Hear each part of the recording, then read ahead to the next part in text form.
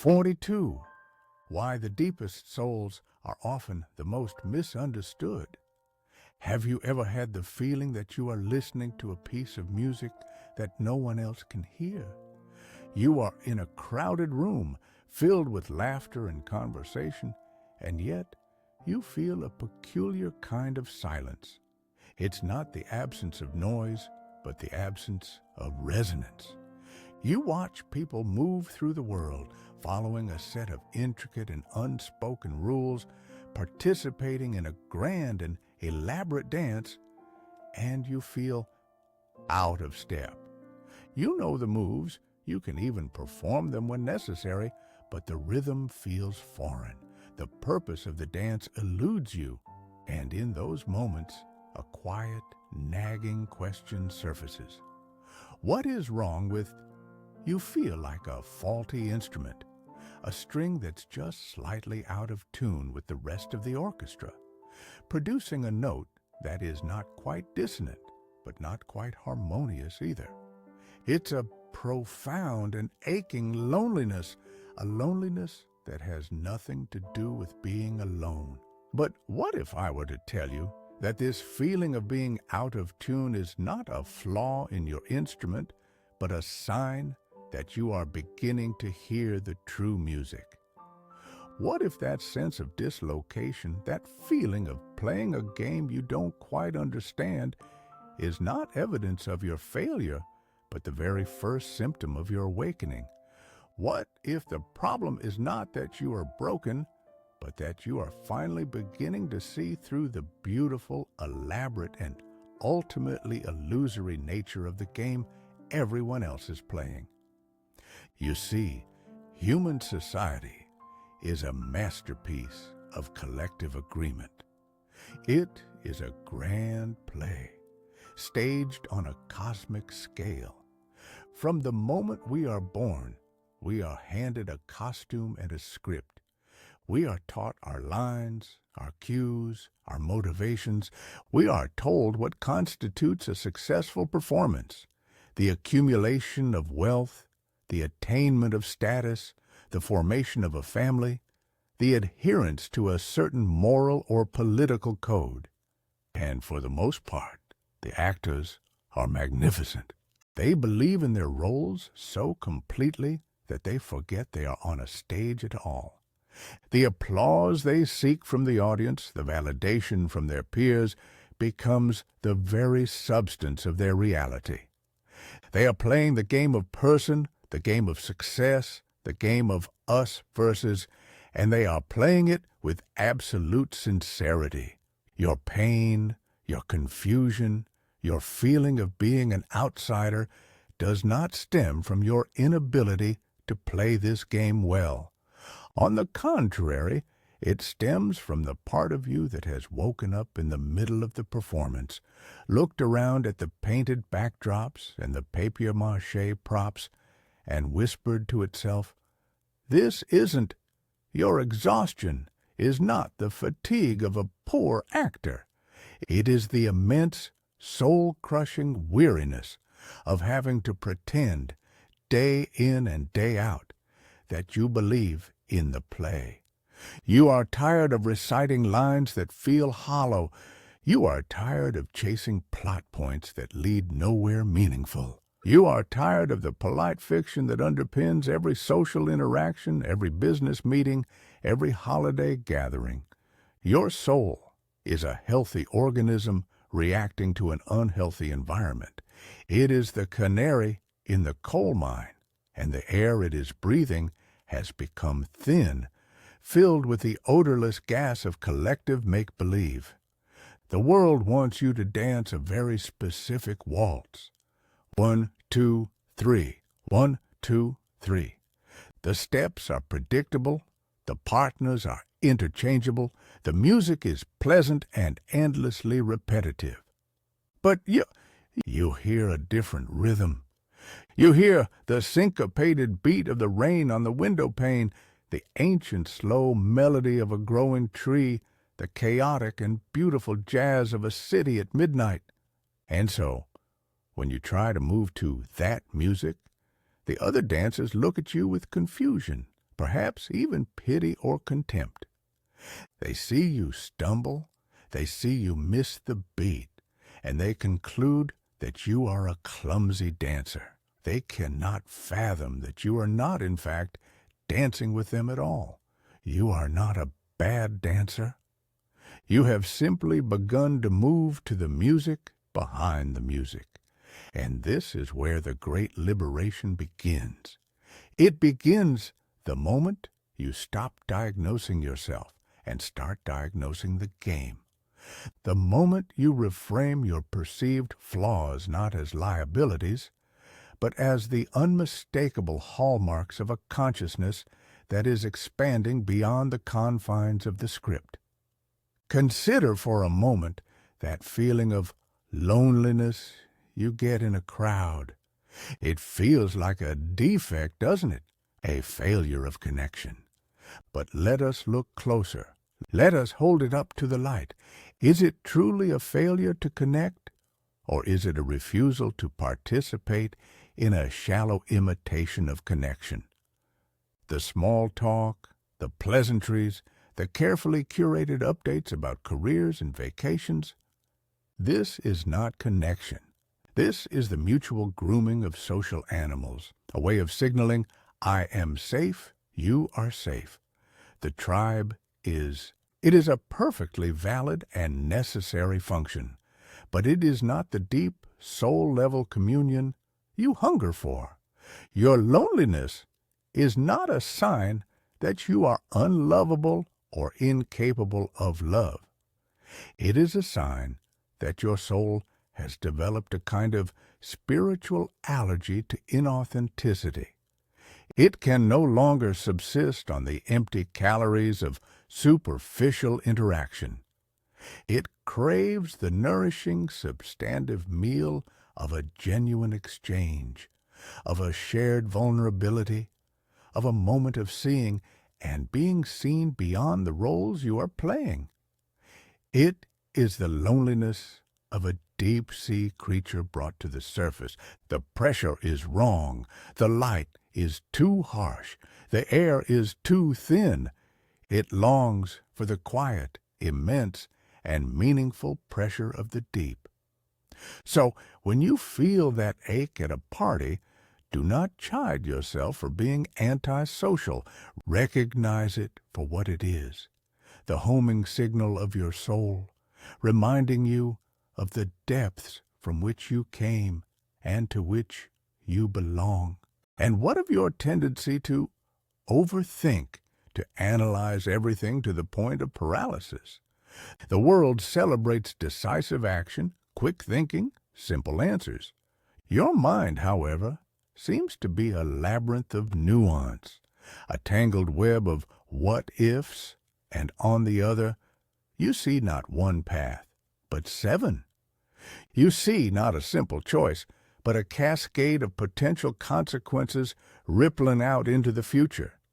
You are told this is anxiety, indecisiveness, a lack of confidence. But what if it is something else entirely? What if it is the natural functioning of a mind that has begun to perceive the infinite complexity of reality? Society operates on gross oversimplifications. It must. To build a road, you must ignore the ecosystem you are paving over. To sell a product, you must reduce a human need to a simple marketing slogan. To win an argument, you must disregard the valid points of the other side. The game requires a kind of functional blindness, a willingness to not see the whole picture. Your overthinking is a rebellion against this blindness. You are like a watchmaker in a world of people who only want to know the time. They glance at the face of the clock and are satisfied. You, however, cannot help but be fascinated by the intricate dance of the gears, the tension of the spring, the delicate balance of the escapement. You are not slow, you are thorough. You are not anxious, you are conscientious. You are refusing to accept the simple face of the watch as the whole truth. You are honoring the beautiful, terrifying complexity that lies just beneath the surface. For you, to make a choice without acknowledging the 7 other paths you are not taking feels like a kind of lie, and you are becoming allergic to lies. This brings us to that deep and often misunderstood aversion to small talk. It is often perceived as arrogance, as if you believe you are too good for ordinary conversation. But look again. Is it arrogance, or is it a profound respect for the power of words and the sanctity of silence? Small talk is a buffer. It is a social lubricant, a way of filling the space between people with pleasant, meaningless noise to avoid the terrifying intimacy of a genuine silence. It is the conversational equivalent of humming to yourself in an empty house. For you, this has begun to feel like a desecration. You understand that true communication happens not just in the words, but in the spaces between them. You crave conversations that change the molecular structure of the room. You want to talk about the things that matter: fear, wonder, death, the strange beauty of a crack in the pavement, the feeling of the universe looking back at you through a lover's eyes. To spend your precious finite moments of conscious existence discussing the weather or the traffic feels like a kind of spiritual bankruptcy. Your rejection of small talk is not a rejection of other people. It is a rejection of the static that prevents you from truly hearing them.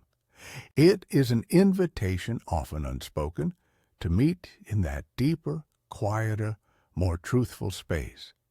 And then there is the melancholy, a quiet, pervasive sadness that seems to shadow you even on sunny days. It is not the sharp, identifiable pain of personal loss, but a broader, more atmospheric ache. You see the beauty of the world with a breathtaking clarity, but you also see its fragility, its suffering, its thoughtless cruelty. You see the lonely old man on the park bench, the exhausted cashier at the supermarket, the desperate ambition in the eyes of a young executive, and you feel it all. You feel the unlived lives, the unspoken griefs, the quiet desperation that hums beneath the surface of civilization. The world calls this depression and offers you a pill to make it go away. It wants you to be a happy, productive member of the play. But this sadness is not a malfunction. It is the price of clear vision. It is the logical and compassionate response to seeing the world as it is, stripped of its comforting illusions. You are a nerve ending of the collective consciousness, and you have refused to be anesthetized.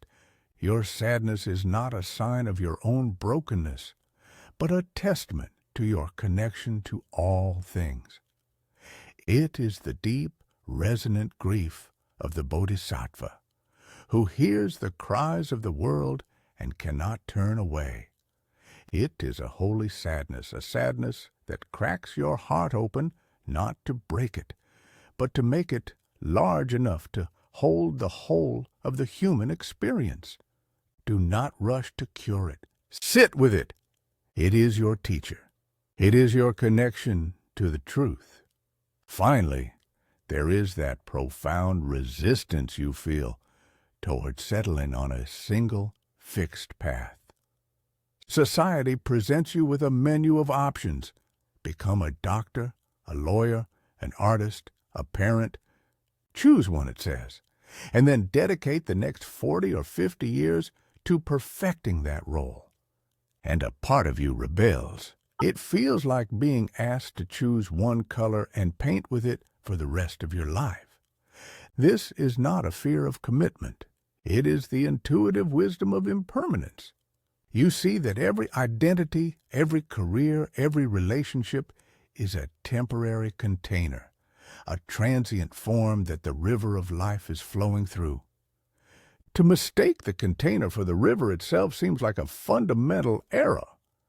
The game wants you to build a dam to create a predictable reservoir of identity. I am a successful, I am a devoted. These are dams.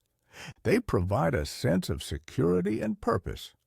But you sense that your real purpose is not to build a dam, but to be the river. Your nature is to flow, to change, to carve new canyons, to sometimes be a raging torrent, and at other times a meandering stream. Your refusal to settle down is not a sign of immaturity. It is a sign that you are loyal to the dynamic, ever-changing nature of reality itself. You have understood that the goal is not to arrive at a destination, but to fully experience the journey in all its unpredictable, terrifying, and glorious forms. You are not lost. You are simply unwilling to pretend that any single map contains the whole of the territory. And so, where does this leave you? It leaves you in a strange and beautiful new country. At first, it may feel desolate. The old signposts are gone. The familiar chatter of the play has faded into a distant murmur. There is a great silence here, but this is not the silence of emptiness. It is the silence of plenitude. It is the silence of a vast open space in which you can finally hear yourself think, feel yourself breathe. You stop fighting the current of the river, and in that moment of surrender, you realize a startling truth. You are not in the river. You are the river. The loneliness you once felt transforms into a dignified solitude. It is the solitude of the mountain peak, which is lonely, yes, but also sees the world from a perspective of breathtaking clarity. It is the solitude of the ancient tree in the forest, deeply rooted and connected to everything, yet standing in its own sovereign space. The power that comes from this is not the power to dominate the game or win the applause of the audience. It is a much quieter, more profound power. It is the power to be authentic, the power to live without the constant draining need for external validation, the power to find joy not in achievement, but in the simple act of being, the power to have compassion for the other actors still lost in their roles without feeling the need to join them on the stage or judge them for their performance. You see them not as fools, but as fellow souls on a different part of the journey. So, the next time that old familiar ache of being misunderstood visits you, do not push it away. Do not label it anxiety or loneliness or welcome it. Pour it a cup of tea and sit with it. Look it in the eyes. It is not an enemy. It is a messenger from the deepest part of yourself. Ask it with genuine curiosity. What truth are you here to show me? What beautiful, terrible, and liberating illusion are you helping me to see through? Because that feeling is your compass. It is the unwavering needle that points away from the false, glittering north of social convention and toward the true, quiet, and sacred home of your own being. You are not broken. You are not lost. You are, at long last, beginning to wake up. And the world, seen through waking eyes, is a very, very different place. It is a place where you finally belong, not as an actor playing a part, but as the silent, witnessing consciousness for whom the entire play is being staged.